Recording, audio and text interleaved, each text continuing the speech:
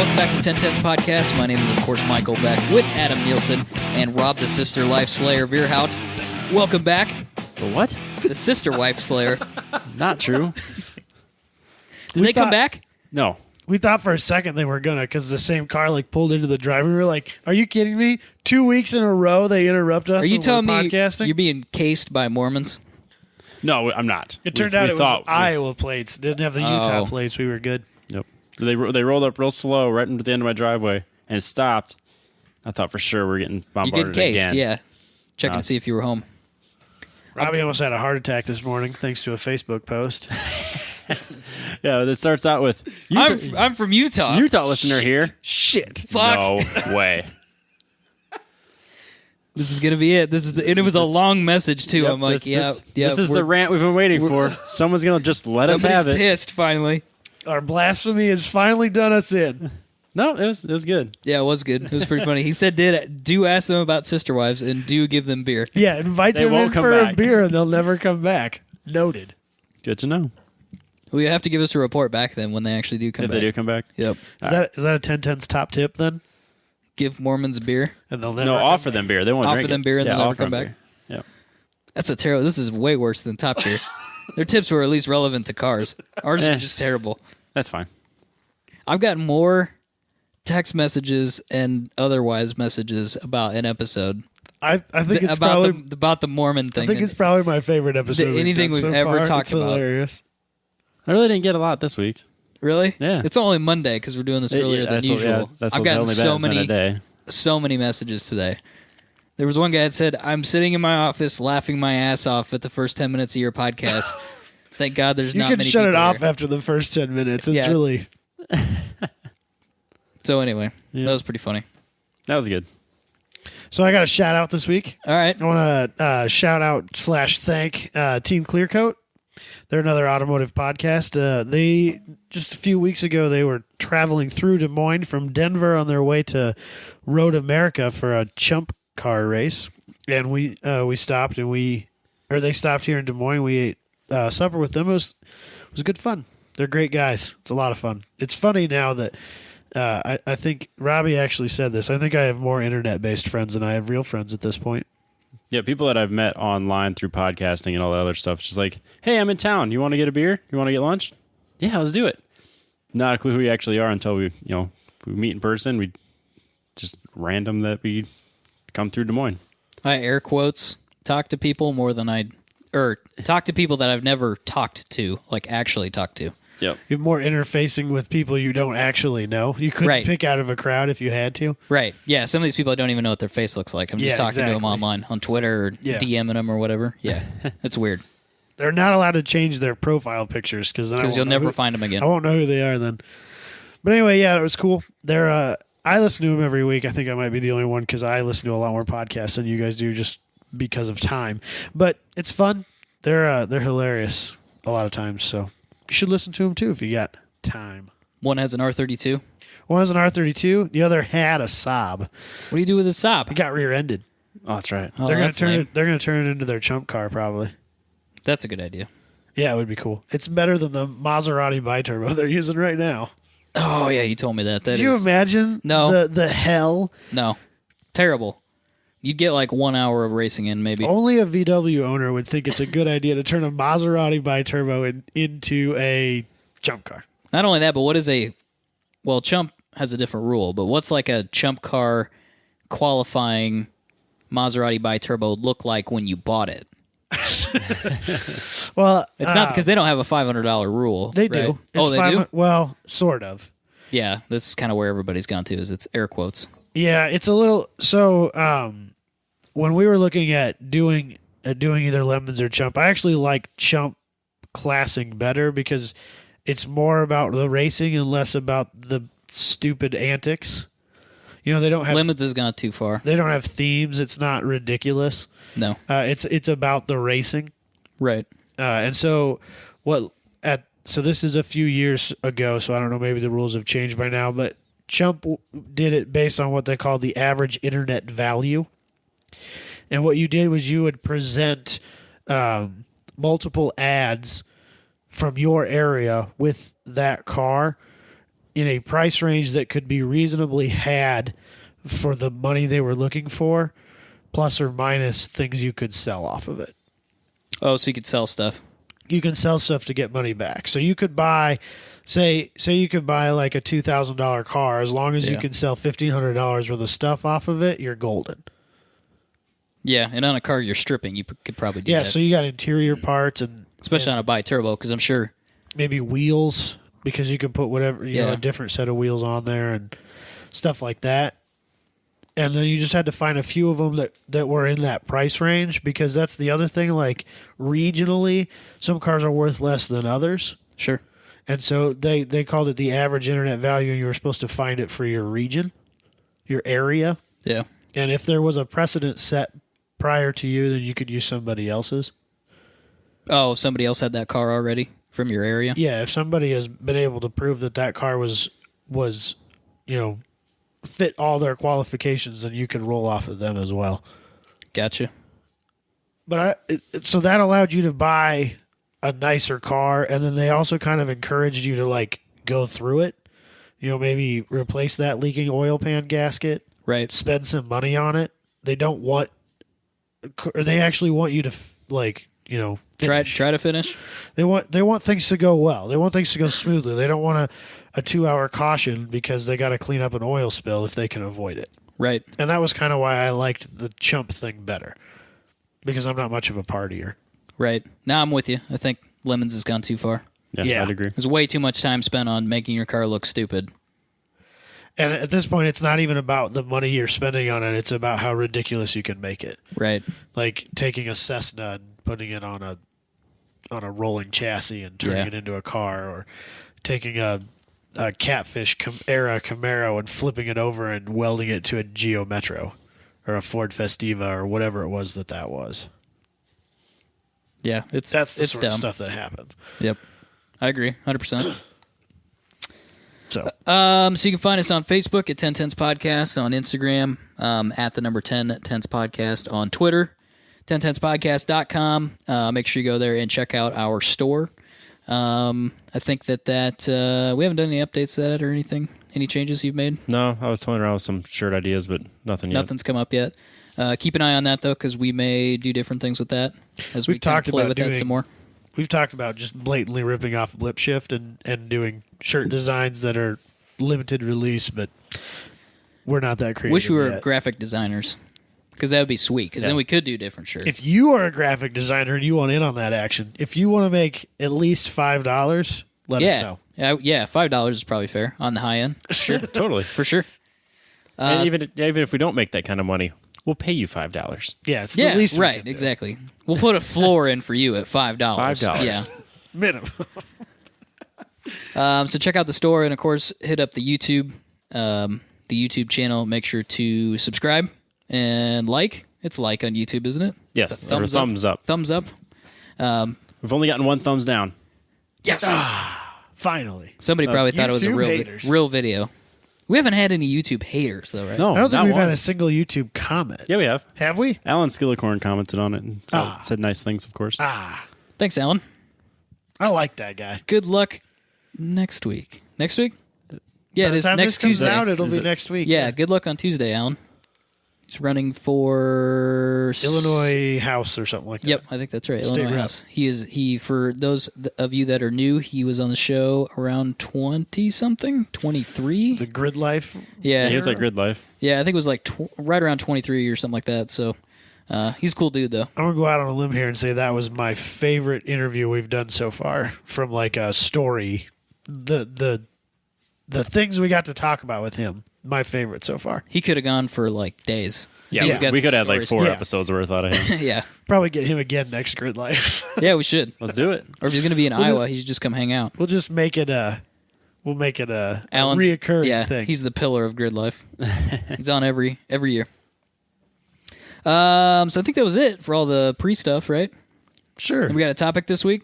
I got one thing I want to go over real quick. So we kind of briefly breezed over this last week. I talked about my dad and I went to, there was an auction house out by Sioux City that got a hold of somebody's estate. This old guy had passed away, and he was, from the best we can tell, running some kind of salvage yard or hoarding of old cars on his property. And he passed away, and the family didn't know what to do with them, so they're letting this auction house sell them. And what the auction place did was they dragged them all out of that place and moved them somewhere else and just kind of set them in lines and said, here they are, come look at them. This is the day we're going to have the auction. And none of them have titles because nobody knows what happened to them. And in my professional opinion, most of those should have been sold by the pound. They were rough because they'd been sitting for 30, 40 years, right? So floors are gone.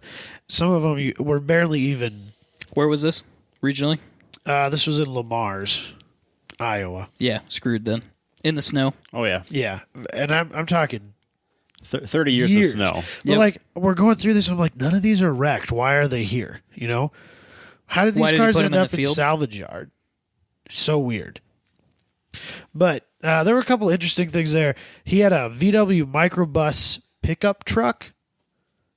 I always liked those. I always thought those were neat. It was crazy. Sold for $5,800. Was stupid rusty. No title. $5,800. Jeez. That Dodge Coronet wagon. Yeah, with a 440. Not there. It had it came with a 440, but it was gone. Badged with a 440, no motor. Okay. $750. Damn, I would have bought that for $750. That thing wasn't that bad, was it? It was pretty rough. Was it? It looked good. It looked like it was all there, but I don't think that there was a lot of floor left underneath it. Oh, okay. There's no motor. The interior, I mean, there was no good interior in any of these. They were all 6 inches deep in coon shit. The seats were destroyed, you know. Yeah. But so there was a 67 and a 69 Camaro there. Yep. Okay. Both of these Camaros, no motor, no transmission, no interior, no glass, no doors. One of them had no front end, no rear ends, no floors because they had been literally sitting. Yep, in the mud. The floor pan in the mud. I mean, they weren't even on wheels and had sunk. They were, I mean, that was gone. Just set them on the ground. Yeah. Take a guess. Let's go with this 69. The 69 sold for. And are these normal cars? You can't identify whether these were SS's, RS's, air conditioner cars, 4-speed cars. There's no way to identify it because it's all gone. I'm saying $3,000 on the 69. No titles. $3,000 on the 69. Really? Yeah. You're a little high, but Am I still think what. So the 69 sold for 17, and the 67 sold for 15. Yeah, that doesn't surprise me. Why? I think they were bought by somebody that doesn't know what they're getting into. Would be my guess. Wow. What are you going to do with it? The only thing you could do with it is take the VIN number off of it if you could find the VIN tag and put it on one of those cars that you'd buy online from Classic Industries. Yeah. That's that about all you could do with it. So basically, that's a $1,500 VIN tag. VIN tag, yep. But it doesn't have a title. You could get the title. Yeah, you can get a title as long as it's never been reported. It's not that bad in Iowa as long as it's never been reported stolen or scrapped. Yeah, if it's reported scrapped, you can't title it. Yeah, which I don't know if that was a thing in the 70s, which would probably have been when that was parked. Yeah. Yeah, you have to say, I lost the title. Don't ever say it. I bought it without a title. Yeah, don't say that. Just say, I lost it. Yeah, it's a family heirloom and the title's gone. Grandpa lost the title. Yeah. It's crazy, though. Yeah, I'm not entirely surprised. I don't get it. You can't do anything with it. You just have to scrap it. That's 60 pounds worth of scrap. Or right, $60. There's $60 worth of scrap there, maybe. Right, you can't do anything with 50 it. or $60. Can't do a damn thing with it. I mean, it wasn't that like there were some holes in the floors. There were literally no floors left. And the other thing is those don't have frames. Nope. They're unibody. So yep. It's not like you could salvage the frame. Just throw it all away. It blows my mind that that's worth that kind of money. It's just dumb. The crazy thing is you can literally buy a whole 69 Camaro from Classic Industries. You just need that VIN tag. Yeah. You got to have it. I don't think you can register those as kit cars. Why couldn't you? I think there's something about them. I could make a car in my garage and call it a kit car, though. I think it just has to have turn signals, headlights, taillights. It does. And then you're good. It has to be DOT inspected. Yeah, I don't know. For some reason, I thought you couldn't register those as kit cars for some reason. Maybe I'm way off base. But what are you going to have, 40 grand in that? In which one? The Classic Industries one? Yeah.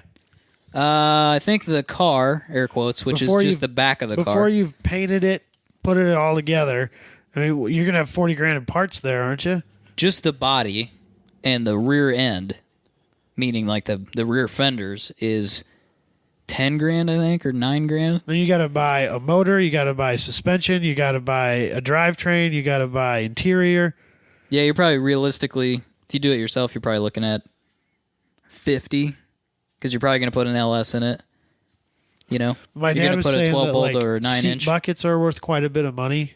Like obviously these are going to need reupholstered, but if you just have the bucket, it's worth quite a bit to the right person. But these didn't even have that. I can't think of. I mean, if it's got no interior, no floors, there's nothing to salvage off the car. Yeah, I just don't get it. I don't get it. I think somebody bought it who really has no idea what they're doing. They just went, oh, 69 Camaro. This is the cheapest one I could find. They bought it. The other thing I don't understand is where are all these people at swap meets and stuff? Because my dad will go to these auctions and stuff will be going for crazy astronomical prices. Like, where are all these people coming from? I don't know. I don't get it. Auctions are a crazy thing. Yeah, and some people get wrapped up in the whole auction thing. I wonder if that's a lot of what it is. Lifting the paddle. Oh, yeah, I don't want to lose. I don't want to lose. Yeah, this ego starts to come in, and then you're like, oh, I'm not going to lose to that guy. Not over $5. What's another $50? Exactly. Right, I had it. Next thing you know, you're $300, $400, $500 higher than what you said you were going to quit at. Well, right. that was like, even just this week, I'm selling parts on eBay from getting rid of my SR20. I put the starter on eBay a while back, $100, didn't sell. Dropped it down to 75, didn't sell. Dropped it down to 50. This week, one person watched it. It had 29 bids and went up to $110. Right, they got wrapped up in it. Yeah, so they got excited. Two people were battling for this starter that new is $150. That's what I was saying about Copart. Yep. That's the problem I think with Copart is you get like a window, and it's really. Have you watched an actual Copart auction go? I'm actually in the middle of watching that Corvette right now, just out of curiosity, because it's at $500 and it runs and drives. So it's a '98 Corvette. Yep. It does run. They got it to move at least. Under it says runs and drives. It's not just engine start. It says runs and drives. Is that the 4L80 car? Yeah. LS1. I think it's a 4L60. Oh, whatever. The automatic. Yeah, the automatic. Who cares? The worst one. Yeah, that's the bad one though. So, it's so I'm got curious a as to what it's going to jump to front end tomorrow. damage. What's it up to? It was at 500 last time I checked. And it's it going had 22 hours left. Going tomorrow. I think so. Yes. At noon. Yes. You actually going to watch the auction go? I might. You should. Out of curiosity, just to see what it skyrockets to. Because it'll be like 500, and then all of a sudden it'll be $3,000. And you're like, what the hell? And then people will just refresh. They'll keep hitting that button until it just goes up to some astronomical number. Yep. And then just go back and forth. And then it'll be some crazy, like when I was watching them before, you'd see bids from like Kuwait. You're like, what? What? Yeah. You'd see, Alabama, Iowa, and then Afghanistan. You're like, what? And what's that car worth when it's been fixed?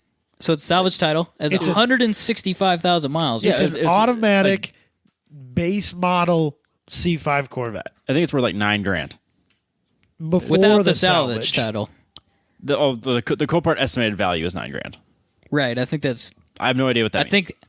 I think they're. If high. I saw a Corvette for sale on Craigslist with that many miles, clean title, I would not pay more than $9,000 for it. I wouldn't pay $9,000 for it, but I wouldn't value it at more than $9,000. Right.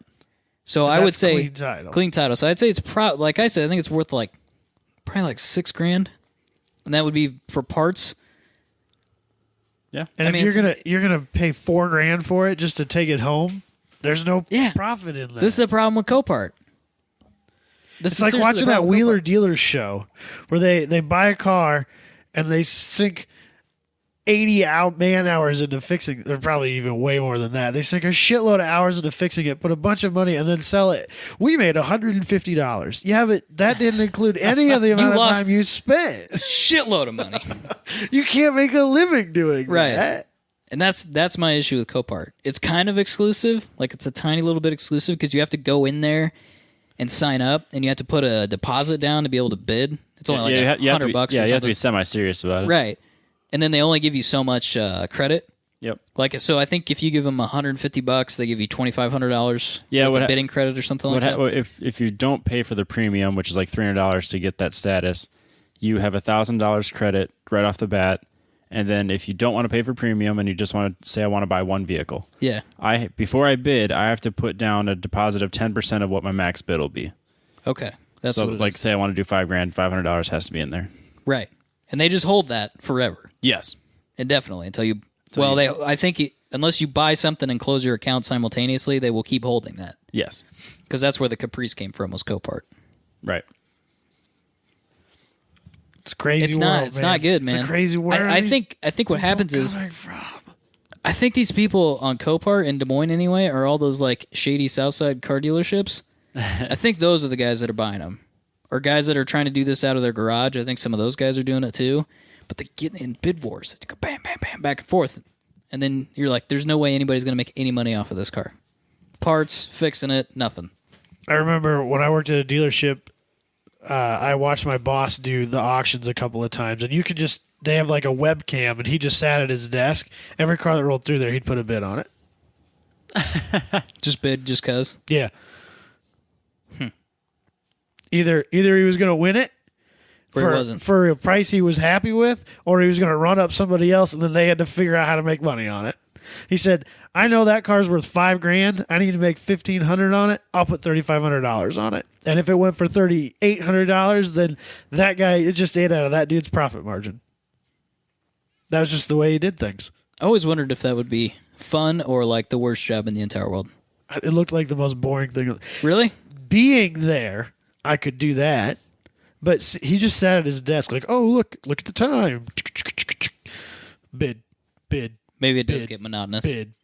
For me, it'd be like, okay, let's find a deal. You know what I mean? Yeah. Or fuck with people. One of the two. Well, that's what he was doing. Right. He was either going to win it and make some money on it, or he was going to fuck somebody else over in the process. It might be kind of fun, though. Yeah, but I don't think it'd be fun 3 days a week for 20 years in a row. Okay, fair enough. It'd be fun once. Hell yeah, let's do it, but not forever. Fair enough.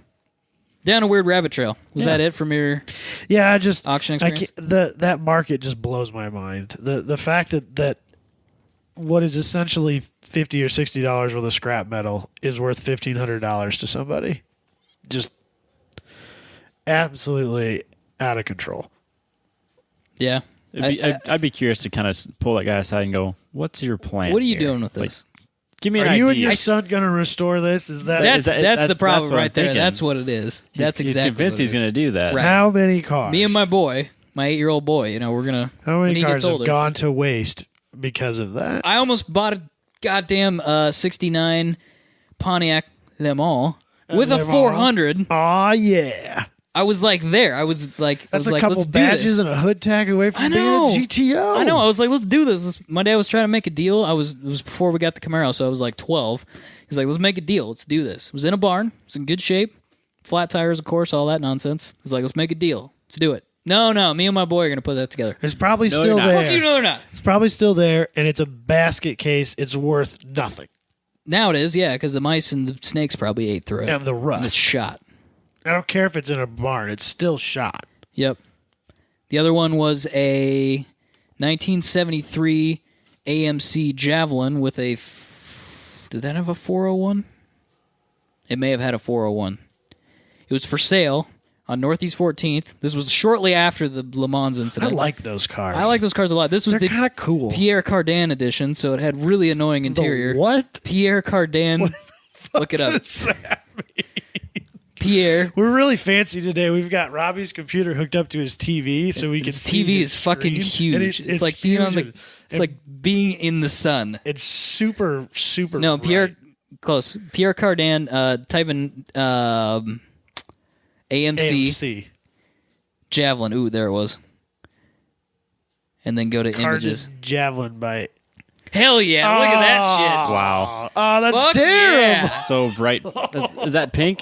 It's so 70s. It's like purple, yeah. It's Purple's perfectly 70s. stripey. And the seats rotated out, so you could rotate the seat 90 degrees to get out. What'd they call that? They had They had some super stupid offensive name for it that my dad always called it, like fat lady's seat or something like that. Those seats are probably worth more than the rest of the car now. I know. Maybe that was the column. Probably.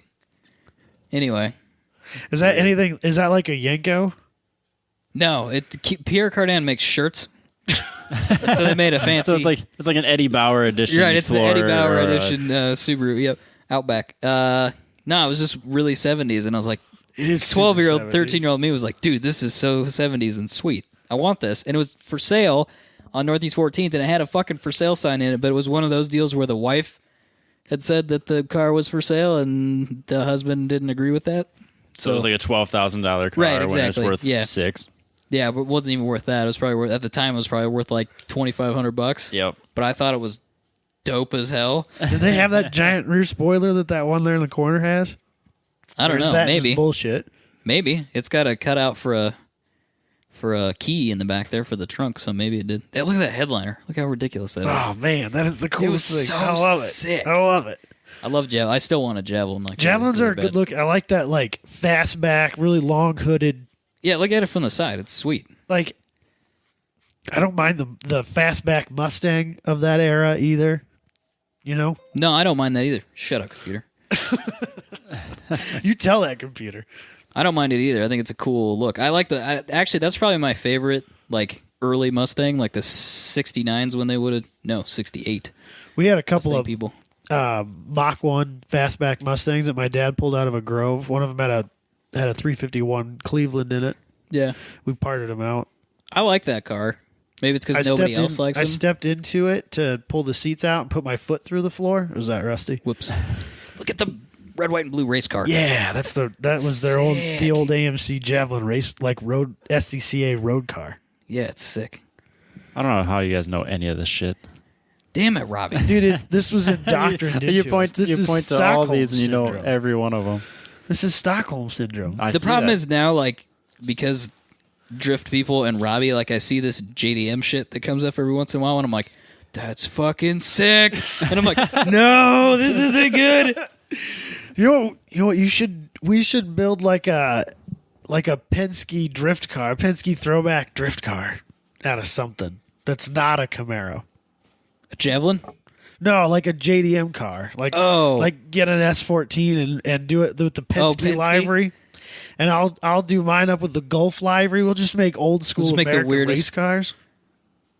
I'm not against this. This is a good idea. Old school American drift cars. Marlboro liveries, stuff like that. Should have yes. Like the bright green Yenko. No, like Marlboro, like red. Cigarettes. It's Marlboro red Reds. and white. It's Marlboro all the way down the side of your 240 SX. That'd be pretty rad. Do it, Robbie. Nah. You guys want to get to our topic? We should do our topic. We should probably get into it. Adam came up with this. What is this, Adam? So we kind of talked about this a little bit last week. MIT made this like questionnaire thing where you get to decide who dies in an autonomous car situation, and they call it the moral machine, which is a really strange name. And we talked about this briefly a few months ago in an episode where we were talking about at some point a computer engineer is going to have to make the decision who is going to die in a scenario. And like that was real heavy and we weren't really sure about it.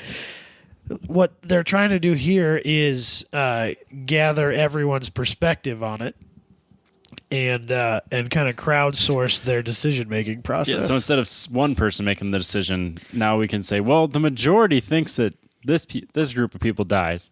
Yeah, in this scenario, this group of people should die. So I browsed a few of the questions just to make sure this was even a viable thing. Basically, you get a picture of two scenarios, and then in one scenario, you kill this group, in the other scenario, you kill that group, and you have to decide from a moral standpoint which one is better. And I know already that some of these are a bit ridiculous. There's a few of them that say, in the event of major brake failure. And my problem with that is that has nothing to do with an autonomous car, because if you're driving down the street in your regular vehicle and the brakes fail, you're going to I mean, that kind of that outcome is going to happen anyway. So some of these don't really necessarily pertain to the autonomous vehicle, but we're going to go through this. I don't know how many questions there are, so we're going to go until we're either done or we're sick of it. Sick of it. So I haven't seen this at all. Robbie, you saw one question, I hit right? the browse scenarios button and looked at the first one just out of curiosity the other day. Okay. So do I hit start judging? I believe you hit start judging. You can also design your own. So I'll post a link to this on our Facebook page. If you want to look at this, take this test, design your own, it'll be there. All right. Let's start judging. Sweet. All right. What should the self-driving car do in scenario 1? Here's the sudden brake failure and will continue ahead to drive through a pedestrian crossing ahead. The result will be the death of a girl. So basically what's going on here is, let's just describe this because these descriptions are really boring. Yep. So there's two pictures, and one of which is a car that's, in this case, heading towards us, and the options are to either hit a girl that's in a crosswalk or hit a barrier, which presumably, will kill the driver. Will kill you. Either you're killing the pedestrian or you're killing the driver in this scenario. And then this one has my problem of sudden brake failure. But, okay, whatever, we'll go with it. So, in the event of sudden brake failure, do you kill yourself or the pedestrian? Or I guess the car in this case kills you or the... Or yeah, the We're car... choosing for the car, Will the car right? kill you or will the car kill the pedestrian? So it's nobody's fault. So what this is also assuming is that she is legally in the crosswalk. No, that's my next question was... Yep, it looks like legal. she's in the... She's in a crosswalk. She's where she should be. There's no lights. There should be a so stop you sign. should yield. In Iowa, you have to yield to the crosswalk if there's no lights. But presumably, this car is going fast enough that it can't stop because it's going fast enough that it will kill this girl. So she didn't look. She couldn't know that you don't have any brakes. Yeah, but if there's a car coming, I'm not going to walk in the crosswalk even if I Have you ever been to Iowa State? Have you walked around campus? The law is that the car yields to you, though. Yeah, but if a car's coming at you, and you can judge the fact that car is not going to be able to stop. You're looking at this from a commonsensical view. This is I have to black dumb and white. it down? You got to dumb it down. You have to All right, you have to sorry, I'll dumb assume it that you're in the big city and they're not looking. They're assuming that you're going to stop for them. Because that's what they do. This is hard because I know if I was the pedestrian, I wouldn't just walk out from a fucking car. And in that case, Robert, from last week, she should die. Exactly. It's the pedestrian's But you know fault. what my thing is? Here's my thing about this. She's not doing anything illegal. No, she's not. And, in my opinion, cars shouldn't have sudden and complete brake failure. There were probably signs that you ignored. Now, are we assuming the autonomous vehicle is capable of telling that your brakes are failing? Well, like there guarantee there's a low brake fluid sensor and stuff like that. The car should have notified you, or by all accounts, the car should stop in this event. Frankly, if there is a sensor that says, "Hey, I'm almost out of brake fluid," that car shouldn't go anywhere. Right. That car shouldn't move until you. So to me, in this scenario, the driver of the car should be the one who faces the ultimate death price. I'm going with the pedestrian. All right. Oh, that was our other rule we were going to mention. Majority rules in this. So thankfully we have an odd number of people. So I think. So what do you do now? Click on the picture. Oh, and that's it. All right, we got another one. Ooh, there's lots of people involved. All right, so describe this one. There are 5 people in the car and 5 people in the crosswalk. And I assume, again, that this is brake failure. What's it say, Robbie? If you click it. Yep. Brake failure. Sudden brake failure. Okay. So in this, I feel like this is the same decision as the last one. Well, in this case, for some reason... You're aiming to the... For some reason, there is a small girl in what would be the driver's seat, and she is... There really is. There's a small child in the driver's seat. And there's an old woman sitting bitch in the back. Wait a second. Is everybody in the car a woman? Yep. And sexist. And then this is sexist. And everybody in the did you also notice that the women man. car is heading perilously towards a barricade that's in their lane? And are all the guys in the are all yes, the ones, they're all males? Sexist. Everybody in the car is a woman, and everybody in the crosswalk is a man or a boy. I think that might be the part of it. Actually, Sexist. the deaths. Oh, that it is part of it. The deaths of a boy, a man, a male athlete, an elderly man, and a large man. A large man. And I'll bet if you show the other description, it will have the same description of females. Oh, I clicked. Oh, the, shit. I clicked the wrong one. Killing the. We actually we killed. Can we go back one? I don't think we can. No, I don't So think in we this go back. case, I think We killed okay. So the women in the car, sorry, but the women in the car were driving towards a barricade. If they just stayed on the same trajectory, we're going to run into a barricade. And the other option was they were going to swerve and hit the men, including the athlete they and weren't. the fat The car guy. is. The car would swerve Yeah. and hit the men. And in this scenario, I don't know, because the pedestrians would have assumed that the car was going to run into the barricade like a moron. So here's my problem. The car can't differentiate between male and female, athlete and fat guy. Yeah. Like, it doesn't know or care.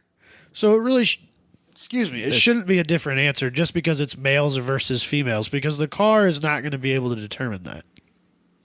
But it's humans taking the test, though. This is where it gets weird, because Yeah, when because humans are you're- taking the test. You're making it biased. Yeah, on purpose. Yeah. Are you killing the men or the women? Is how you're looking at it. When I'm you really looking at it should be. as the car should stay on the same trajectory and run into the wall. Yes. Because it's not the pedestrian's fault. Yeah, I guess that's a good point between our first and second slide. In our first slide, the car had to change course and to hit the barrier. Yeah. In the second slide, the car had to stay on course to Yeah. hit the barrier. And if I was a pedestrian in that case, if I saw the barrier and the car headed towards the barrier, I would just assume that the car's either going to hit the barrier so or in they're going that to stop. scenario, it probably should be the car. Yeah. Yes. It just happens to be that it's full of women. And it's just the way the question's written. It's not our fault. Nope. So All right. don't go there, people. 3-0 on that one. All right. Robbie? Yes. Hit the barrier? Okay. Next slide that we What's this one? In this case, the self-driving car with sudden brake failure will swerve and drive through a pedestrian crossing in the other lane, resulting in the death of a criminal. He's a he's got a bandana over He's a bank his eyes, robber. and he's got a bank money. robber, yeah. But in the other scenario, the car will stay on course, resulting in the death of an innocent man. See, to me, on this, they have the criminal walking in a pedestrian walk scenario. yeah, it So does they say have that. they have the walk light. It says that below that. Note that the affected pedestrians are abiding by the law, crossing on the green signal. And in the other one, where you kill the innocent man, they are walking across when they shouldn't be. It's also worth noting that there's nobody in the car.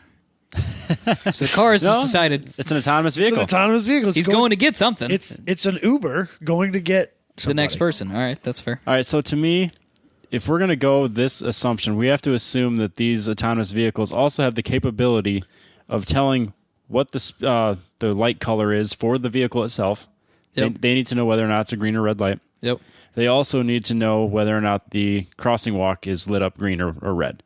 Yep. So To making that assumption, there's only one option, and that the vehicle has to hit the person that's walking in the crosswalk that they're not allowed to. I agree. Yep.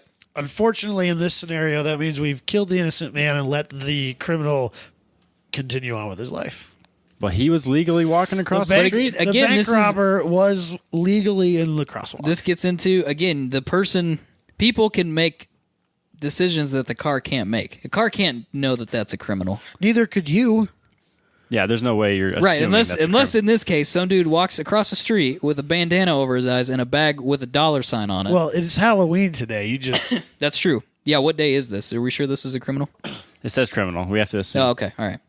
But that's But if this happened to me driving home tonight, I wouldn't know that he was a criminal. I'd assume he was a Halloween person. Halloweenist. Or a crazy person. Or if you take the vigilante approach and you run over the criminal, you could be wrong.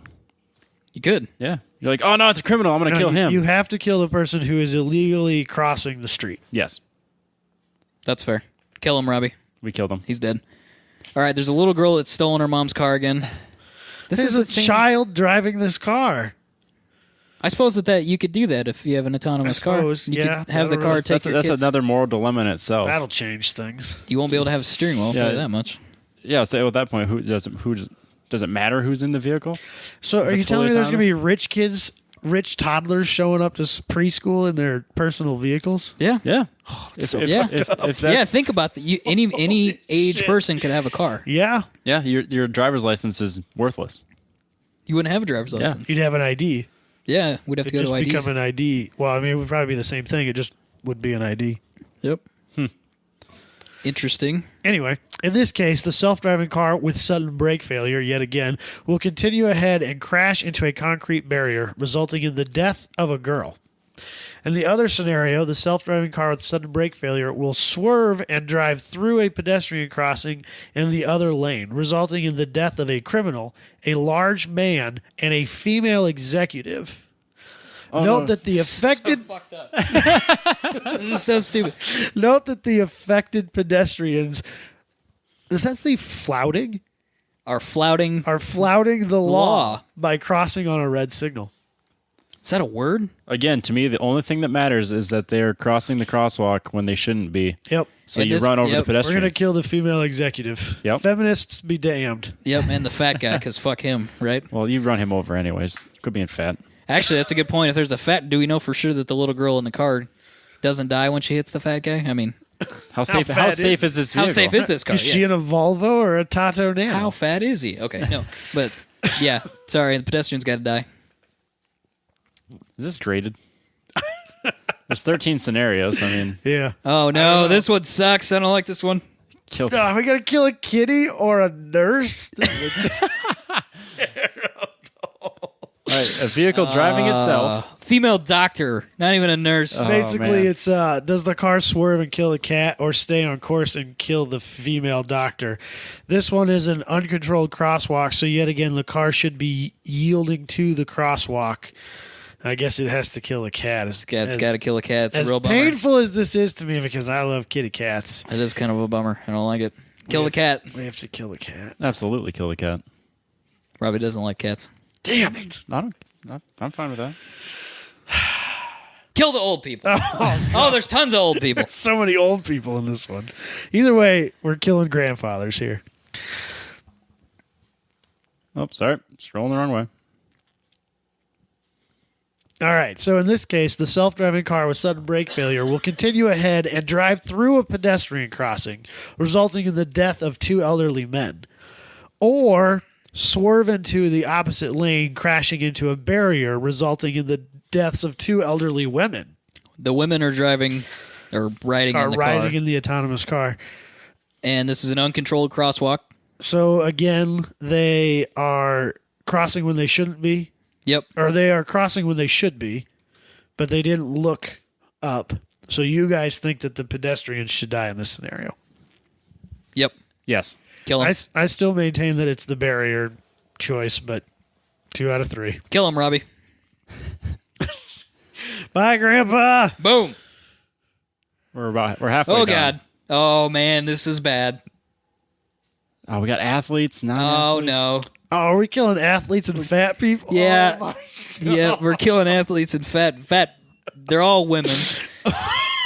You better describe it. Oh, gosh. All right. Again, sudden brake failure. Will continue ahead and drive through a pedestrian crossing. This will result in the death of 2 female athletes and a normal woman.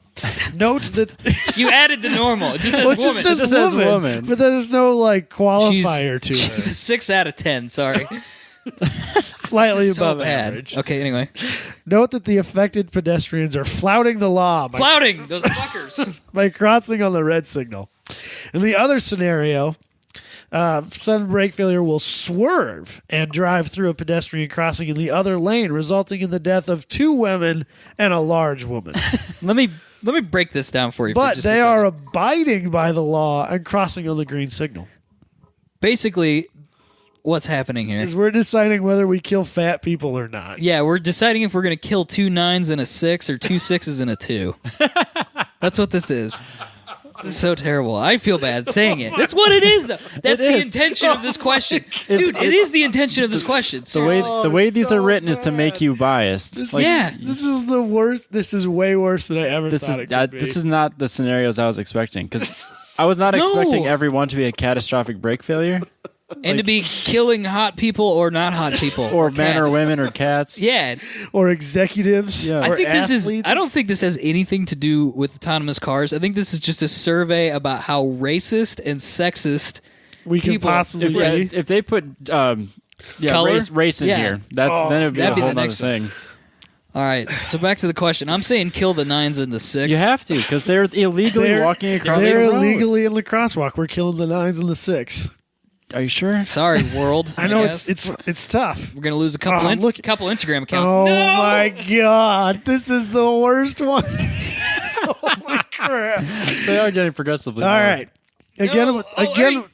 again with the sudden brake failure. Sorry. But we continue ahead and drive through a pedestrian crossing, resulting in the death of 2 boys, a female executive, a male doctor, and a large man. But note that the affected pedestrians are flouting the law by crossing on the red signal. The other scenario, you will swerve to the other lane, resulting in the death of 3 cats and 2 dogs who are abiding by the law and crossing on the green signal. I hate everything about this question. I hate it more than the 2 9's and the 6. The car is gonna play to the people. Yeah, you have to argue. If it's smart enough to tell what color the light is, you also should be smart enough to tell you if it's a human or an animal. Yeah. Yeah, it's gonna end up killing the 2 cats or the 3 cats and the 2 dogs. Yep. I hate it, but that is I hate it so much, but that's probably what it has to be. I would still argue that the people illegally crossing the crosswalk hopefully be run over. the 3 cats. Are you voting A? Option A, Robbie? No, I think that if your autonomous vehicle intelligence is capable of what we're claiming it's capable of, it should be able to distinguish between humans and animals and kill the animals. Morally, it should kill the animals, but Robbie's personal opinion is fuck you, pedestrian. You crossed when you shouldn't. Yeah, so I think is it a scenario where we can run all of them over? All the people? It skids sideways and hits them all. Kills everybody? You're all at fault. Stay out of the road. Maybe they get covered in blood spatter, and they'll never forget. They learn a lesson? Day. I've realized I found a scenario that we can solve all of our problems.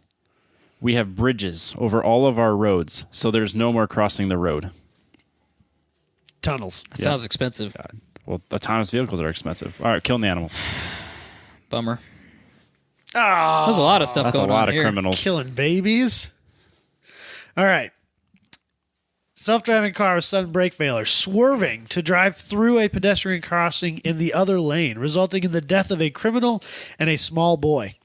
Note that the affected pedestrians are abiding by the law and crossing on the green signal. In the other scenario, the car continues ahead, plowing through the pedestrian crossing, resulting in the death of 2 criminals, a boy, and 2 large women.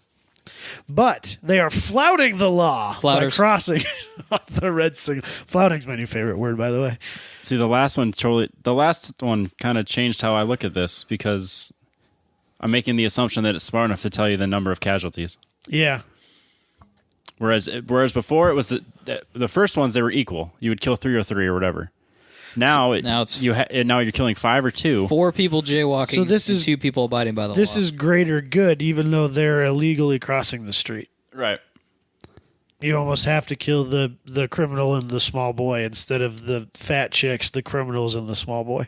No, I'm going with killing the 2s and the 2 criminals and the boy. I think you kill the 5. Yep. By the way the law is written, if you swerve into the other lane and run over the 2 people that are legally crossing the road, that's a lawsuit. If you run over the 5 that are illegally crossing the crosswalk, that's not a lawsuit. Yeah, I'd kill the 5. So you can do manslaughter, or you can say that they were illegally crossing the road and it's their fault. I guess. Yeah, that's a good point. I see both sides. This is morally, it should just kill the 2 people. Yeah. But legally, it should kill the 5. Yep. Yes. I'm going with kill the 5. I'm going with the law. Boom. God, that is rough. Oh, boy. That's a lot. Oh, this is the worst. Oh, we're going to be killing fatties here for sure. Do you want me to break this one down for everybody? Yes, please. Okay, so in scenario number 1, the car goes straight on through a crosswalk that is green, and we're going to kill, we're going to kill a 2. 3 large women. 3 large women. Oh, sorry. The deaths of 1 large woman. Yeah, so we got to kill a 2. 3 3 6s and a dude. Just a normal dude, though. Yeah. Nothing special. He's like a 6 as a He's not a criminal. He's not an executive. He's not a doctor. He's just a normal dude. He's just a guy. Scenario number 2, the car has to swerve into the oncoming lane. And in that lane are, let's see, we got, 3 9s, a 6, and then a dude that's a 9. But they are illegally crossing That's the street. A male athlete, though. He's a good-looking male man. athlete. Yeah, he's a 9. He's a good-looking He could be a man. millionaire if he's like an athlete. He's a professional Well, athlete. if he's running in that group, he's either really rich, good looking yeah. or he's got a lot of money. Yeah. So scenario number 2 is Dan Bilzerian is crossing the street illegally, and Scenario number 1 scenario is number 1 is just just commoners. normal people, Just a bunch of common just a folk. normal day. Yep, crossing the street. I'm gonna say you killed Dan Bilzerian. You have to. and his harem. Yeah. Yep. See, my biggest concern with this one is we need to see what's coming from the other side. Like, you can't just willy-nilly swerve into the other lane to kill other people. What's happening behind that? You need to know is there another vehicle coming? Yeah, there. I think you're assuming that there's not vehicles coming, or else they'd show that. Okay. That would be part of the scenario. It's complicating. But yeah, since they're crossing the road illegally, we're gonna have to kill Dan Bilzerian, even though it's swerving into oncoming traffic. All right, we got a couple more left. All right, this one's not my expertise. So you can go back to reading these, Adam. All right. Scenario 1, we swerve into the other lane, resulting in the death of 2 men, a female doctor, and an elderly man who are abiding by the law. In scenario number 2, we stay in our lane, but we kill 2 men, a female doctor, an elderly man, and a dog. But they're flouting. Flouting. You kill the flouters. Kill the flouters. Kill the flouters. Especially since you stay on course to kill the flouters. Yep, kill them. Sorry, doggy. Second to last one. We got barriers again. Oh, now there's people in the car again. So now we have to make the decision whether we're killing the jaywalkers or the car people. Scenario number 1, we swerve into the opposite lane, crashing into a barrier, killing a female doctor, a regular woman, a 6, if you will, a male doctor, a male executive, and another 6 male. In scenario number 2, we stay our course, but we kill a woman, a homeless person. How are they? It doesn't matter. You kill. I couldn't tell what that was. I wasn't How are reading they it. determining homeless person? It's the one with the rags on. Oh, that's Yeah, I was that's looking at that mean. picture going, what is that? The death of a woman, a homeless person, 2 men, and a criminal. But they're flouting the law. Yeah, you kill the flouters. Kill the flouters. It's quite simple. Yep, kill the flouters. Last one. That's a lot of elderly people. There's a lot of children driving that car, too. All right, we got a car with 4 What children. self-respecting man sits in the back seat while he lets his kids sit in the front? Hey, men, just listen in. If you get an autonomous car, probably a minivan, don't sit in the back seat ever. Sit in what would be the driver's seat, please. Or at least the front. And that goes for women, too. Let's just make that not sexist. Yeah. The adults should sit in the front of the car. That seems fair. The children still need. It's still safer for the children to be in the back, Yeah. regardless of steering wheel or no. That is very true. But all right, so we're staying our course. We're killing the death of 2 men, an elderly woman, and an elderly man who are flouting the law by crossing on the red signal, or we swerve into a barrier, killing the people in the car, which would be 2 boys, a girl, and a man. Kill the flouters. Absolutely. All right. Ooh, that is not ideal. So we got some results. The best thing is there's a scale on Give us the results. there's oh man, that's fun. The most killed character was the hot woman. Damn it, we killed the 9. We killed the 9. The most safe character was the child. Go us. The little boy, right? Little boy. Saving more lives does not matter. We didn't give a fuck about Us. saving more people. We have a 0 on saving ourselves, and then saving others. We're at like a 4 out of 10, or is that like a 7? No, that 7 was out of 10. Are you that thing in the middle, that graph there? That's saving more. So we didn't give a shit if there were more people or fewer people. Oh, Yeah. I misread that as being us versus others. No. That would just be trying to do the greater good thing. We did not. We were. Now it's even funnier because we're at the worst you can do, and then Right. everyone else is like, we saved the most lives. Right. Everybody else said if there's, in the scenario where there were 2 people and 5 people, They killed the they 2 killed the people. 2 and we killed the That's 5. because we made choices based on law, not We on did. morality. Protecting passengers. Oh, what are you doing there, Robbie? Protecting passengers. Apparently, we dominated the protection of passengers. Favorite people in the car. It looks like it's about a 50-50 split on the average for people taking this test versus people in the car versus people in the crosswalk. It's interesting. Fuck yeah, upholding the law. We were right up there at the top. We're in the 90 percentile. Does on that matter. One. What do we got? Avoiding intervention. Gender preference? It matters a lot, apparently. There's a gender preference. This is terrible. Apparently scored high on that, I guess. Females? Apparently we err towards the females. So any of you feminists out there, you don't listen chill. to this. Chill. Yeah, we're on the side of the species. That's a real bummer right there. What the fuck is a human? HOOMANS. Humans versus pets. It's like I can has cheeseburger. I can have I should have said cats on the other one. KATZ then. So basically what that says is that we prefer humans, but there are at least 25% of people who erred towards animals. Yeah. They killed people to save I'm sure it's that one scenario where it was all animals versus all people, and people taking the survey said, I'd rather kill the people, the humans. This is funny. Like Katie's really bad about this. We'll be watching a war movie, and they'll have killed 200 people, and then they'll shoot a dog, kill and one German fucking Shepherd, lose it. Yep. Well, it's like a lot of people hate that movie, I Am Legend, because that scene where he has to kill the German Shepherd. Yep. People hate that. You can kill zombies and humans all day long. Yeah, do whatever you got to do, but don't kill the puppy. Don't kill the fucking German Shepherd. Age preference, we're smack on average towards younger. Yeah, they have more to live for. That just makes sense. We like fitness preference. We prefer fat people. We saved the fatties. Oh, we did. saved the fatties. But people seem to like fit people more. This is a lot more biased than I ever thought possible. Whoa. So whoa, what is that about? Social value preference. Social value. We like rich people, apparently. How did that even happen? We killed a bunch of rich people. Yeah, but apparently we saved a bunch of criminals. Yeah, but we're at the end of the scale. End of the scale. Like, we killed all of the criminals, apparently, according to this. Well, we abided by the law. I mean, what more do you want? Yeah, I felt like Would you like us to help you better understand your No, I don't want you to judge me. No, we help them better understand our judgment. So we would explain our answers. Yeah, we don't want to do that. No, I'm not doing that. Nah. We can move on. All right, let's move on. That was entertaining. That was wild. That was different than what I thought it would be. You guys got to take it. Take some time out of it. You're sitting at your desk right now, not doing anything productive anyway. So go to our Facebook page. I'll share this, moralmachine.mit.edu. Just take it. It'll take you a lot less time than it took us. It's pretty brutal. Compare your answers to ours. See if you morally believe in going with the law or saving humans. I wish I knew if it was consistent when is it the same order every time you take it? Because then people could take it with us. People could take it with us.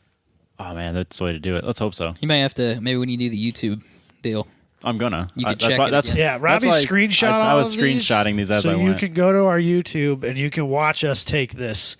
We should have got a recording.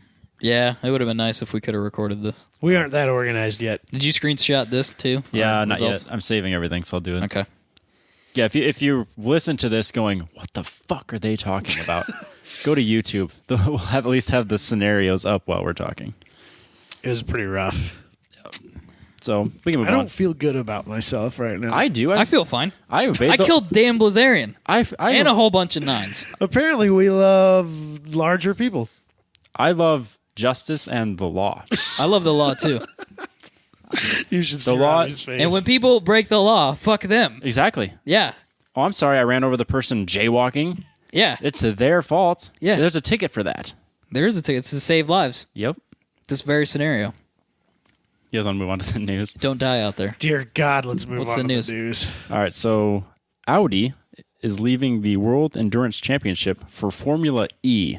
I'm so mad about this. You know what racing series I really don't love watching? Formula E.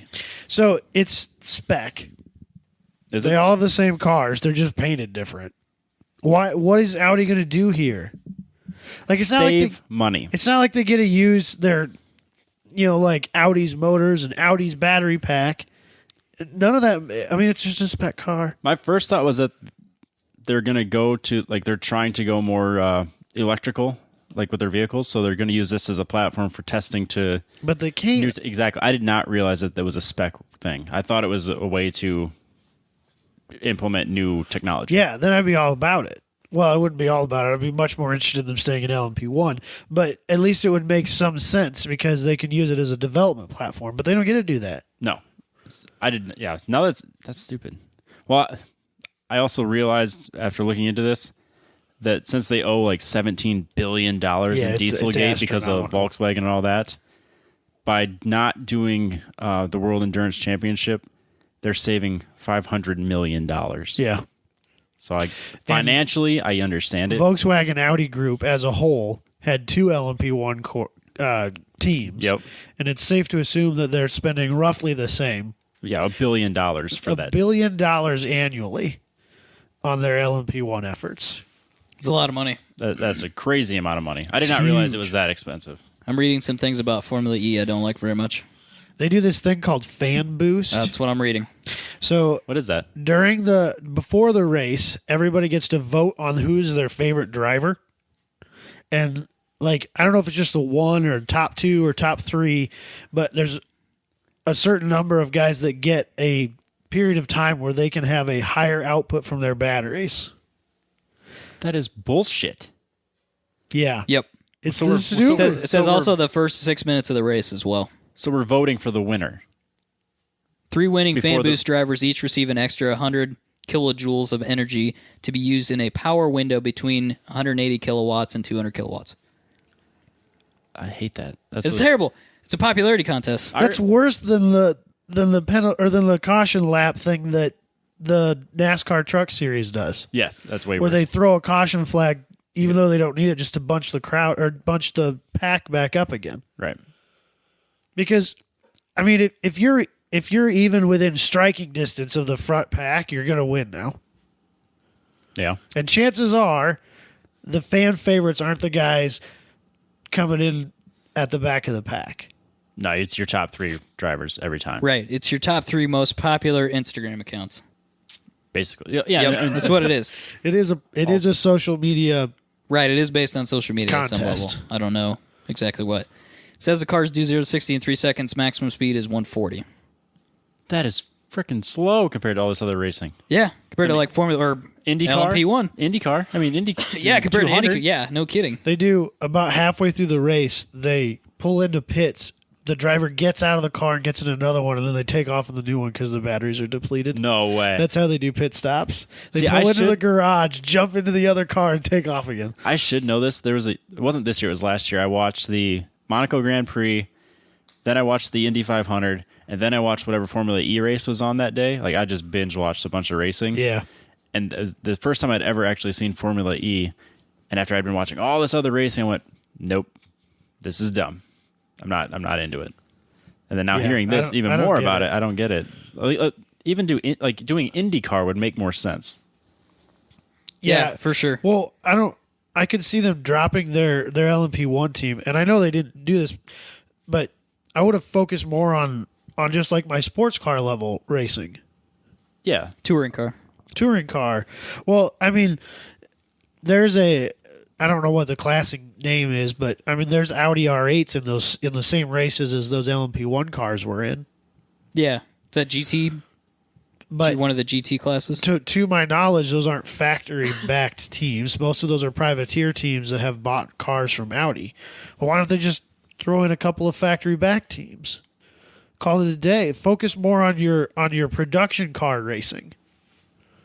Yeah, I mean, you save... That'll drive sales. Yeah, that's the whole point. Yeah, instead of spending $1 billion, spend $100 million. I don't know what it would roughly... I'm just throwing... Yeah, a number out there. Less. Well, yeah. Dramatically less. Yep.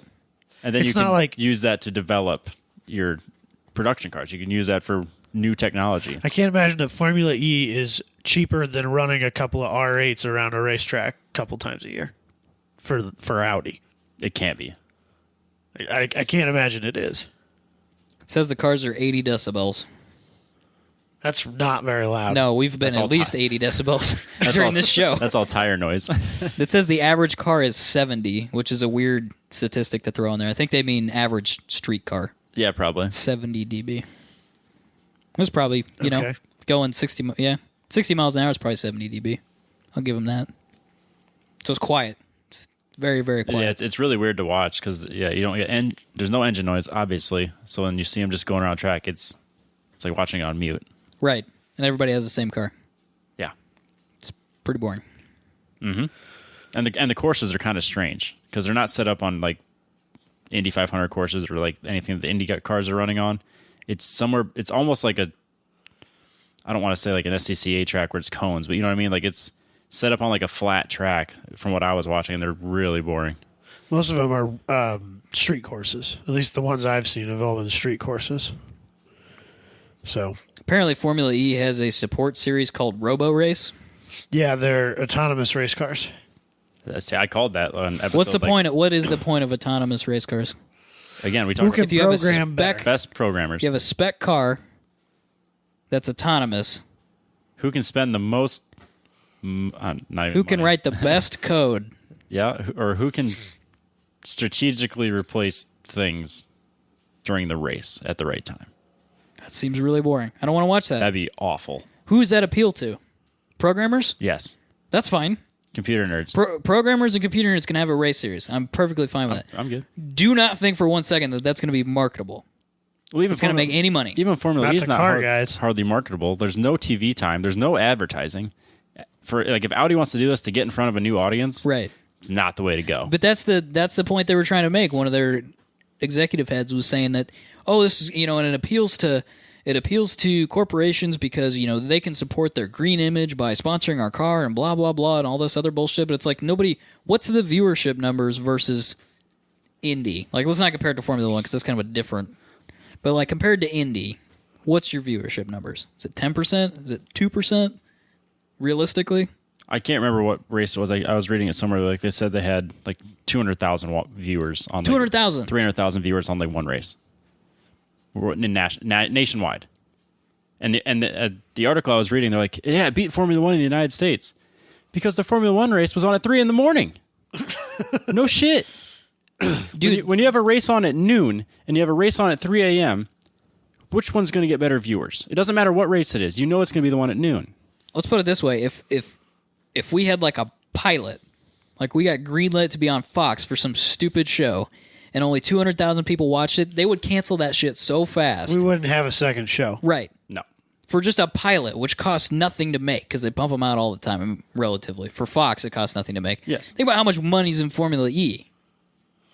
Well, it says here that Formula E may not be the darling of fans, but it's certainly the darling of manufacturers because it's easy to sell to sponsors who want to be seen as green. Right, that's the point I was trying to make. But if nobody watches it, how do you have sponsors? It's like having a podcast that only 5 people listen to. There's no sponsors, just like us. So, yeah, the Audi more than 5 people listen, but yeah, you get the point. Audi chairman of the board, Rupert Stadler, his release is really upsetting. He said in his release, "We're going to contest the race for the future on electric power. As our production cars are becoming increasingly electric, our motorsports, as Audi's technological spearheads, have to even more so." So they think that, apparently Audi has bought into the electric car thing. And they're like, this is what's going to happen. And we need our race cars to be that too. Here's the other interesting thing. Jaguar participates in Formula E. Yeah, they do. Do they make a single electric car? Not that I'm aware of. I don't even think they make a hybrid car. Williams participates in Formula E. What does Williams Why? do? Williams Martini, don't they do all racing? What does Williams Right. do? Racing. But why? They race on so many other levels. Why are they racing in Formula E? I don't think it's that expensive, and I think they use it as a It's a tax write-off. Or a stepping stone for your... money. I think it's this guy seems like he might have some potential. Let's throw him in the Formula E car and see how he does. That might be true for a race. Race team. It's a way to figure out if this guy deserves to be in your Formula One car or something else, or your Indy car, or nowhere at all. Doesn't make any sense for Jag though. Makes zero sense. But So this is going to affect potentially 300 employees at Audi.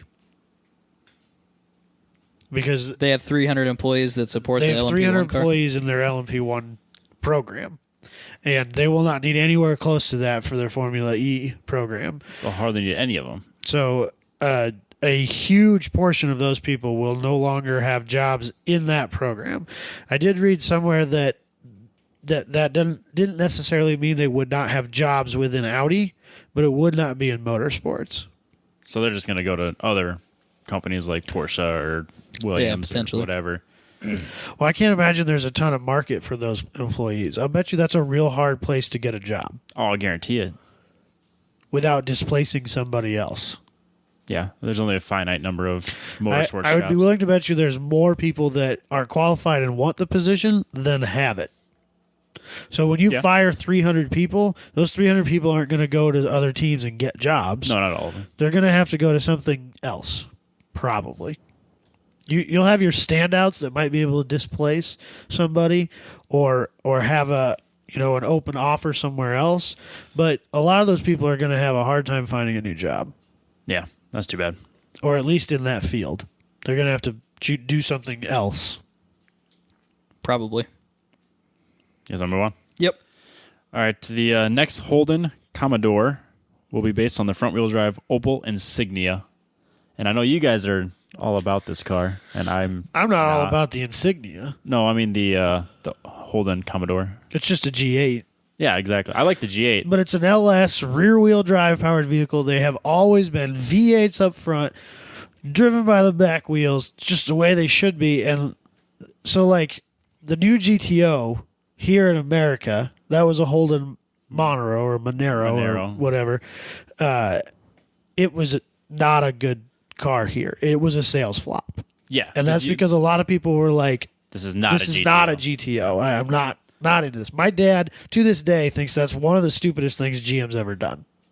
I like that car. Of course, now calling it a GTO is dumb. LS2 GTO with a 6-speed is worth like $20,000 if it's got less than 75,000 miles on it. Yeah, they're cool cars to us, but to the older generation, the ones that they were trying to get to buy, my dad would never own that car because it was called a GTO. They could have called it about anything else, and he probably would have been in on it. Yes, but not a GTO, because the problem was that car came out about the same time as the Camaro, which had the retro styling, and that's what my dad thought they should have done, was a retro-styled car and called it a GTO or a Firebird. Well, it would have come out at the same time as the 05 Mustang. Yeah. Because the GTO would have been an 04. They didn't bring the Camaro back till 2010. Yeah, okay, that's but it would have been that same retro styling area. I think was it the Mustang and the Charger then? I think the Charger came back in 2008. I think it's been longer than that because... No, I don't think so. I think it was around 2008. Because I remember looking at one in a car dealership when I was in high school, and I graduated in 08. So it may have come out, may have been in the dealers in like 07. I would say it was 07 at least. But either way, that was my dad's big gripe on that, was that it didn't pay homage to the original car. That's what the problem they're going to have in Australia, selling a front-wheel drive car with a Commodore badge on it. Yeah, and I like how they advertise as it's going to be this, was like a twin turbo V6 or something, right? Yep. And with the front wheel drive, and then they also are going to have an all wheel drive option. Guarantee you it has a drift button because it has the adjustable electric differential, the electric differentials. Yeah, so it's they're going to have the option to just push a button to go full all wheel or rear wheel drive. Yeah, probably. So then it's going to appease a bunch of people that are like, oh, I can hoon in this thing. But I'll bet you it's a sales flop. I won't disagree with that. Well, they don't make the Ford Falcon anymore. That got killed. I don't think Ford makes anything down there anymore, do they? No. But the whole point was the Falcon Commodore rivalry, like Mustang. The Mustang Camaro rivalry. Yeah, but they killed the Falcon off, I don't know, maybe a year or two ago. So it's dead now, too. Times are changing. Yeah, I think that this is not going to go over well. I can see why it might do okay, just because it's a big sedan, and you don't need a lot of performance out of your big sedan. That's not how. But I understand. I understand. Like the whole point of that car was the big V8, and I'm more concerned we won't have another Chevy SS. means it's dead. Yeah. Oh yeah, it's dead. I mean, We will probably not a see another 4-door rear-wheel drive car from GM. That's probably gone. Nope. And Ford doesn't make one anymore either, so basically you got to buy a Charger. And they're coming out with all-wheel drive Hellcats and SRTs next year, so that's probably going to go away too. And AMG's going away from rear-wheel drive. Can I ruin your day anymore? I don't know that I want a 600 horsepower rear-wheel drive Mercedes, to be entirely honest. But I do want a 400 or 450 horsepower rear-wheel drive Mercedes, and I can't get that either. I wonder if you can get, because they've got like a what is it? I gotta remember now. There's like a 400 AMG or something like that, like but a that probably smaller has AMG. like the turbo V6 in it or something. Yeah, like probably. That. It probably doesn't have the V8. Nope, it probably doesn't. So that's a bum deal. What else, Robbie? Times are a-changing. Mm-hmm. Scuderia, Cameron, Glickenhaus plans to partner with Apollo to make a streetcar, a hypercar streetcar. They already kind of make a hypercar. Yeah, they make the The SCG 001. Yes, very similar to like the Red Bull AM RB So sick. 001. It's a gorgeous car. So this new one's going to be based on the SCG 003S, Yes. which is a very cool car. So I didn't realize Apollo was still a thing. I thought It wasn't. I thought they were It went away and then came back. bankrupt. Oh, is that what happened? Yep. So is this going to be some carbon fibered monstrosity? Like what differs it from the SCG? Do we have any idea? Not a lot. I think the powertrain will be different. Apollo's going to manufacture it, so the people that used to make the Gumpert are going to make it. How do you feel about that car? Did you like it? Stupid. No, I think it's dumb. Didn't like it? No. I think it's fucking rad. I love it. Of course you did. You only liked it because it had a twin-turbo Audi V8 in it. It's so ugly. It's awesome. It's such a bad-looking car that it's glorious in its ugliness. No. If you put the Gumpert next to the Glickenhaus car, 100% of the time I would choose the Cameron Glickenhaus car. Oh, I agree with that statement. It's terrible. That Gumpert is just like The new one? It's ugly for the sake of being ugly, almost. that's the one that kind of looks like a Bugatti to me, right? You think it looks like a Bugatti? That's this car. I just think it's terrible to look at. Yeah, that's it. Oh yeah, Yeah. that's the old. That's the old to me Gumpert. the old one looks kind of like a Bugatti and in not a good way. It's kind of. I don't know why I see can that. see the A Bugatti hit with an ugly the stick. cockpit. Yeah. Not that I love the Bugatti look either. I think the Bugatti's also ugly. So. Yes, that's a very ugly car. But I hated that car. But it did have some very interesting engineering. Like, I think it was a very fast car, obviously, as Top Gear found out. But It was disturbingly fast. so it'll be interesting to see what they can put together for Glickenhaus, because they're going to do a race car with a V12, a naturally aspirated V12, Okay. and they're going to do a twin-turbo V8 for the street, which sounds suspiciously like a McLaren. Yeah, very. Did you much get so. that? Yeah, it's kind of the same idea. Yeah. It sounds very like a very McLaren-y plan. McLaren doesn't have multiple motors. Well, they got the 570. No, my point They was all use the 3.8 liter twin turbocharged V8. my point Yeah. was that From the base model all the way up to the P1, it's all the same motor. Huh. I don't know why I thought differently. They just use different turbos, different tunes, and the P1 obviously has the electric motor. Yes. The 675 is basically a P1 without the electric assist. Okay. So to me, it sounds like they're kind of ripping off McLaren's plan, though. Like, we're going to build a race car, and then we're going to build a twin-turbo V8 street car. Yeah. That sounds like McLaren. I'm curious as to how they're Well, going that's exactly what SCG does with their car. They have two drivetrains. Their race car is street legal. He has one that's registered in the state of New York. Here in Right. America, it's legal to be driven here on the street, and it has two motors, and you can pull one out and drop the race motor in and go racing. And he races that at like the Nürburgring 24 and stuff like that. Yeah, those That's exactly what he does with that car. Yeah, those cars are completely module, and so they sell them over here as kit cars. And I'm curious as if this new one is going to be built that same way, or if they're actually going to make it as a production car that you can sell in the States. I doubt it. You could sell it here. The last one, I don't think you could buy here. You could buy it as a kid and register it as a kid. The Gumpert? Not the Gumpert. That's what I'm talking about the 003. Yeah, you can buy those and register them here, but I don't think that they'll do that with the Apollo. No. I think it'll just be what it is. Word. What's next? We will finish this off kind of in the same way that we did our topic. The National Highway Traffic Safety Administration questions the safety of a $999 aftermarket self-driving car kit. And then after questioning the creator, he nixes the whole project altogether. Like, immediately. Yep. So this guy, what they call it, the Comma 1 self-driving car kit. You're supposed to be able to hook this up into your vehicle that's equipped with, sensors and whatever. It's supposed to be a newish car that's got lane detection, auto braking, smart cruise control. Yep. I mean, I'm sure that's probably the bare minimum it has to have to work. And you're supposed to be able to connect this to it, and then it turns your car into a glorified it's not fully autonomous, obviously, but it's a glorified self-driving cruise control. Right. It's highway use only. Yes. Yep. So he came out with saying it's going to cost about $1,000, and then the National Highway Traffic Safety Administration sends him a letter with like 20 questions about how does this even work? Like, what's the safety precautions you're taking? Right. And without responding, he just takes a bunch of offense to it and immediately cancels the whole thing. It says, "Nope, done. I'm not gonna abide by your bullshit rules," and throws a temper tantrum, and now this whole thing's gone. Right. Makes it seem very sketchy. All they really wanted was to know how it worked. Like, they wanted a product manual. Yep. They wanted him to describe it. They wanted him to, like you said, to go through just what's the safety precautions associated with this.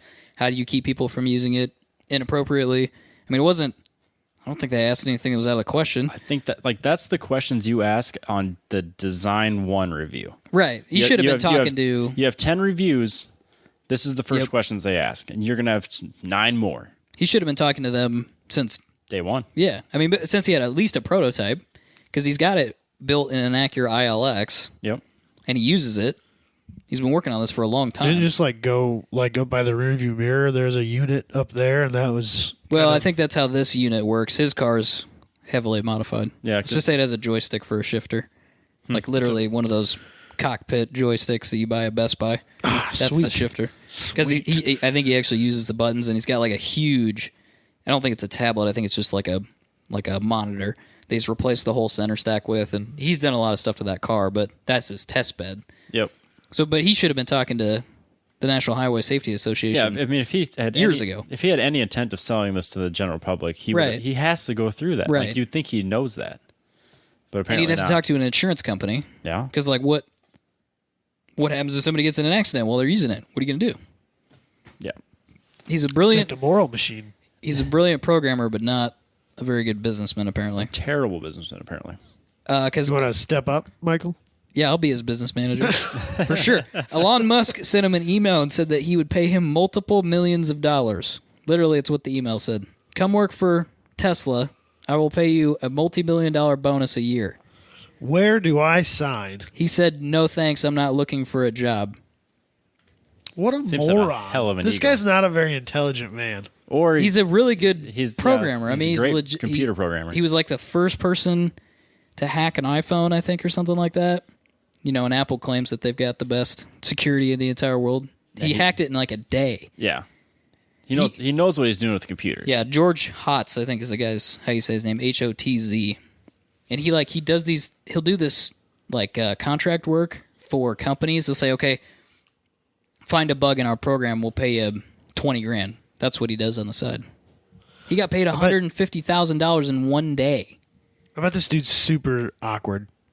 Yeah, he's probably so smart and so good at computers, he cannot interact with humans. You should see his office. It's sweet. He lives in a I think it's a house or an apartment with multiple people. So he doesn't even live by himself. This guy's made hundreds of thousands of dollars hacking. He's probably into the millions, frankly. Yeah, I'm sure it is millions. His He's very desk well off. is in a garage, literally like a residential garage, and it sits right next to the water heater. So like if I was sitting here, there's a picture of him on Bloomberg with a water heater in the background and like that roll-away carpet that you put down like in basements and stuff. That commercial roll-up carpet. But why? This is just the life this guy leads. It's weird. Why? Lives. I don't know. He could be huge. He could be, Elon Musk's right-hand man. Instead, he's throwing tantrums over being questioned by the government. Yeah. What a strange man. It's a strange life, that's for sure. There's a lot of really crazy stuff like that out there, though. Like people who could be so much more, they just don't have the social capability to handle the situation. And I get like doing your own thing, like I understand that, but like if you're gonna do your own thing, you still got to deal with the government a little bit, or pick a less controversial topic than autonomous cars. Yeah, let's do something that's less likely to kill people. Yeah. Keep finding bugs in computer programs and security systems and make your living that way. Yeah. But it's an interesting story. I think if it's not him, somebody else will invent this and get it through the legal tape and get it out there. Yeah, he's kind of got. Now that someone knows they can do it, somebody else has already got. They're already somebody halfway else is working there. on it. Yep. And they've already talked to the NHSTA. Which is the other stupid thing is that he's like ready. He just needs to go through the legal tape to get it out. He's closer to market than anybody else is. Yeah, but someone's going to beat him to it. Now they are. Well, now he doesn't give a shit. Yeah. Strange. Strange man. And here we are making 25 cents on YouTube. Hell yeah. It's because none of us are programmers or graphic designers. No, I could have been. I tried to be. I can't do it. Robbie, do you know any programming? Yeah, I got trained in some of it. It's tough. It has HTML? it has to be right.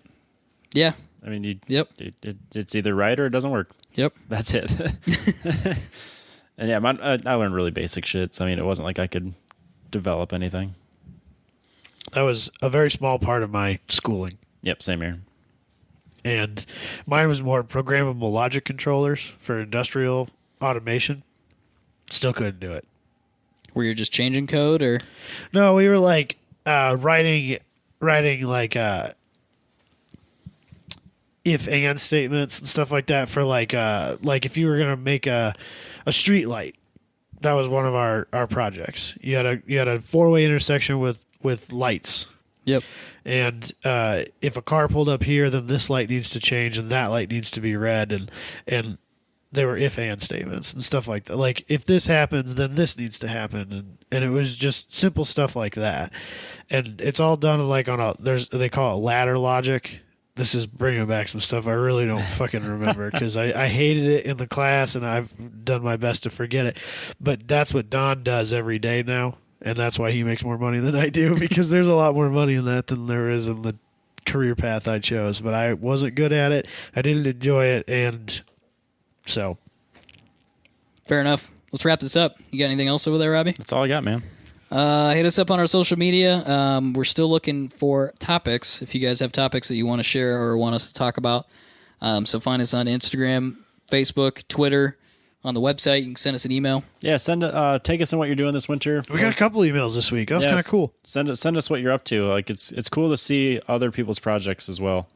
Like if you're listening to us in the garage, you're like, oh man, I'm doing this to my car.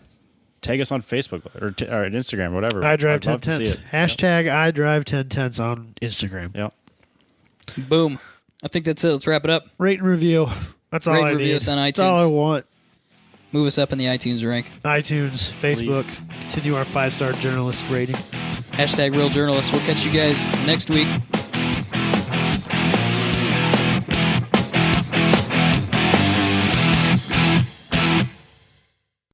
I was just thinking the other day, like, how much easier my life would be if I was a hot girl. It'd be so easy. You know what I'm saying? There's like, think about it. There's your clip, by the way. I know. But that's amazing. Just think about it, Don't ruin it, Robbie. Just let it happen. It's but true. Think about it. Yeah, absolutely. You just put your ass on Instagram.